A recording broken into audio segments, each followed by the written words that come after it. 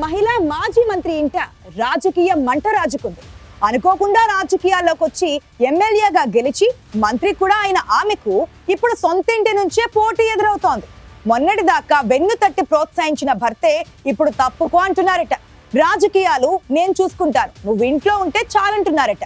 కానీ రాజకీయం వంటబట్టిన ఆ మాజీ మంత్రి మాత్రం ససేమిరా అంటూ గతం కంటే యాక్టివ్ అవుతున్నారట. దీంతో పొలిటికల్ కపుల్స్ పంచాయతీ తాడేపల్లి దాకా వెళ్ళిందని సమాచారం. మొన్నటి దాకా అండర్స్టాండింగ్ తో ముందుకెళ్లిన ఆ దంపతుల మధ్య సడన్ గా ఎందుకీ పంచాయతీ? ఇంతకీ ఎవరి వారు, ఎచ్చటి వారు?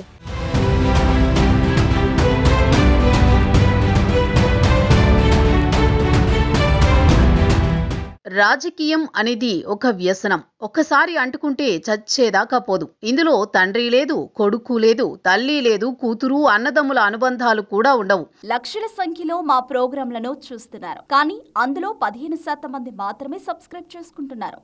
దయచేసి iNews ఛానల్ను సబ్స్క్రైబ్ చేయండి. బెల్ బటన్ పై క్లిక్ చేయడం మర్చిపోకండి. Thank you. తమ రాజకీయం కోసం ఎవరినైనా కాదనుకుంటారు, ఎవరి దగ్గరకైనా వెళతారు. చివరకు భార్యాభర్తల మధ్య కూడా చిచ్చు పెడతాయి ఈ రాజకీయాలు. ప్రస్తుతం ఏపీలో ఒక మాజీ మహిళా మంత్రి ఇంట ఇదే జరుగుతోందట. వైసీపీ ప్రభుత్వంలో మంత్రిగా పనిచేసిన ఆ మహిళా మంత్రి ఇంట ఇప్పుడు ఆధిపత్య పోరు నడుస్తోందని చెప్పుకుంటున్నారు. అనుకోకుండా రాజకీయాల్లో యాక్టివ్ అయిన ఆమె ప్రతిపక్షంలో ఉన్నప్పుడు బాగా కష్టపడ్డారు. సేవా కార్యక్రమాలతో పాటు రాజకీయ ప్రత్యర్థులపై విరుచుకుపడుతూ దూకుడు ప్రదర్శించారు. ప్రజలతో మమేకం కాగలిగారు. దీనికి కారణం భర్త అందించిన సహకారం. తాను వ్యాపార ఇతర వ్యవహారాల్లో ఉన్నప్పటికీ భార్యను రాజకీయాల్లో ప్రోత్సహించారు.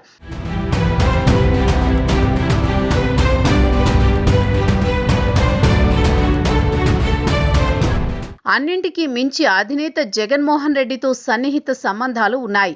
అందుకే ఆమె అంత దూకుడుగా ధైర్యంగా రాజకీయాలు చేశారు.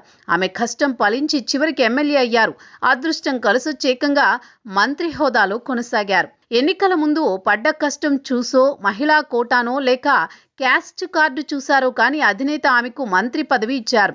అయితే ఎమ్మెల్యే అయిన రోజు నుంచి తీవ్ర విమర్శలు ఎదుర్కొన్న ఆమెకు మంత్రి పదవి రాకుండా సొంత పార్టీ కార్యకర్తలు, నాయకులే అడ్డుపడే ప్రయత్నం చేశారు. అయినా అధిష్టానం మంత్రిని చేయడంతో ఆమె మరింత డేరింగ్గా ముందుకెళ్లారు. కానీ చివరికి పార్టీలో చెడ్డ పేరు మూటగట్టుకున్నారు. భూ ఆక్రమణలు, సొంత పార్టీ నేతల్నే మోసం చేశారని అన్నింటా ఇలా అనేక ఆరోపణలు ఎదుర్కొన్నారు. దీంతో ఆమెకు మరోసారి టికెట్ ఇవ్వరనే ప్రచారం బాగా జరిగింది. కానీ అధినేతకు ఆ కుటుంబంతో ఉన్న సాన్నిహిత్యమో లేక మరో కారణమో గాని 2024లో కూడా ఆమెకు టికెట్ ఇచ్చారు. ఆమె మాకొద్దని కార్యకర్తలు, నాయకులు నెత్తినోరు బాదుకున్నా అధిష్టానం వినలేదు. దీంతో ఆమె పరాజయం పాలయ్యారు. జిల్లాలో ఆమె ఓటమిని సామాన్య ప్రజలు కూడా ఊహించినా అధిష్టానం మొండిగా ముందుకు వెళ్ళిందన్న విమర్శలున్నాయి.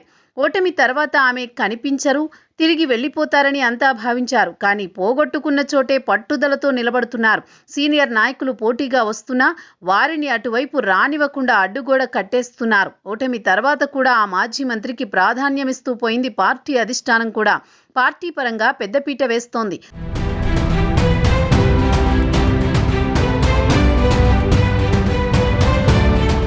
రచ్చ గెలుస్తున్న ఇంటి పోరు ఆమెకు పెద్ద సమస్యగా మారిందనే ప్రచారం సాగుతోంది. ఇప్పటిదాకా సొంత పార్టీ నేతలే ఆమెతో పోటీ పడుతూ వచ్చారు. కానీ ఇప్పుడు ఆమె కుటుంబీకులే పోటీగా మారుతున్నారట. ఎన్నికల ముందు వరకు ప్రోత్సహించిన భర్తే ఆమెకు పోటీదారుగా మారారట.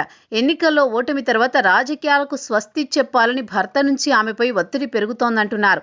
నువ్వు తప్పుకుంటే ఇక నుంచి నేను రాజకీయం చేస్తానంటున్నారట పతిదేవుడు. అదే నియోజకవర్గం నుంచి తాను పోటీ చేసి గెలిచి చూపిస్తానంటున్నారని ప్రచారం జరుగుతోంది. భర్త ప్రతిపాదనకు ఆ మాజీ మహిళా మంత్రి ససేమిరా అంటున్నారట. మొదటి నుంచి తానే రాజకీయాల్లో ఉన్నానని, దాన్ని అలాగే కొనసాగిస్తూ మునుపటిలాగే బిజినెస్లు చూసుకోవాలని భర్తకు నచ్చజెప్పే ప్రయత్నం చేస్తున్నారట.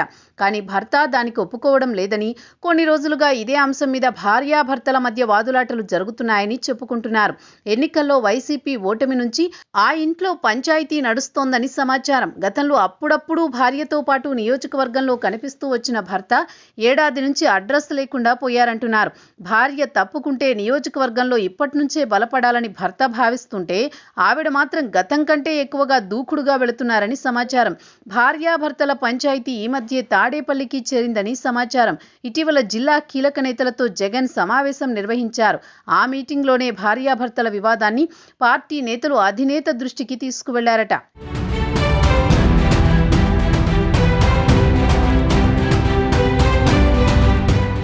అధినేత వెన్నంటి ఉండే మరో కీలక నేత ఈ విషయంలో ఆ దంపతులను మందలించినట్టు సమాచారం. మీలో మీరే గొడవ పడితే పార్టీ పరిస్థితి ఏంటని నిలదీశారట. ముందు పార్టీ కోసం ఇద్దరూ కలిసి పనిచేయాలని, ఎన్నికల సమయానికి ఏం చేయాలన్నది నిర్ణయిద్దామని చెప్పారట. ప్రస్తుతం నియోజకవర్గానికి భర్త దూరంగానే ఉన్నా ఆమె మాత్రం తనకే టికెట్ అన్న విధంగా పనిచేసుకుంటూ పోతున్నారట. కానీ నట్టింటిలో చెలరేగిన చిచ్చు అంత త్వరగా చల్లారేలా లేదని పార్టీలో చర్చ జరుగుతోందట.